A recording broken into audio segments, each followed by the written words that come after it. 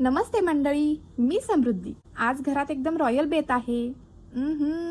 Chicken बिर्याणीचा.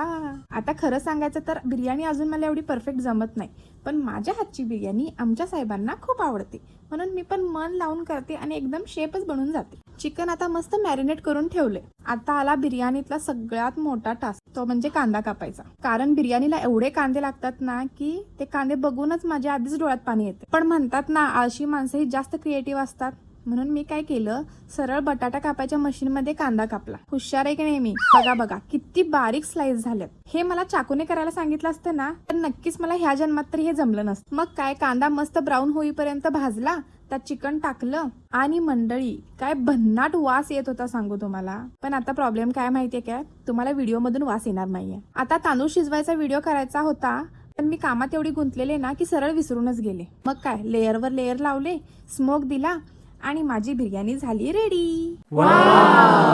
सोबत जरासं सुक्का आणि रस्साही केला. तेवढ्यात आमचे साहेब आले बाहेरून घरात आल्यावर म्हटले, बिर्याणीचा वास घरभर घुमा लागलाय आणि त्या वासानं मला डबल भूक लागली, लगेच वाढ. मग काय, लगेच ताट वाढलं. त्यांनी एक घास घेतला आणि म्हणाले वा.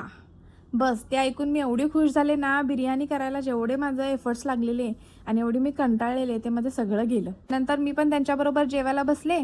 सगळं झालं. अजून एक पुढे मोठा धक्का होता, बिर्याणी म्हटले की भांड्याचा ढीग, आणि तो भांड्याचा ढीग माझा किचन मध्ये वाट बघत होता. मग काय, भांडी घासली, बॉटल घेतली पाणी भरून आणि मी आता जातो झोपायला वरती. चला बाय बाय, उद्या भेटूया. आणि फॉलो केलं नसेल तर करून घ्या. रोज रोज काय हो तुम्हाला आठवण करून द्यायची.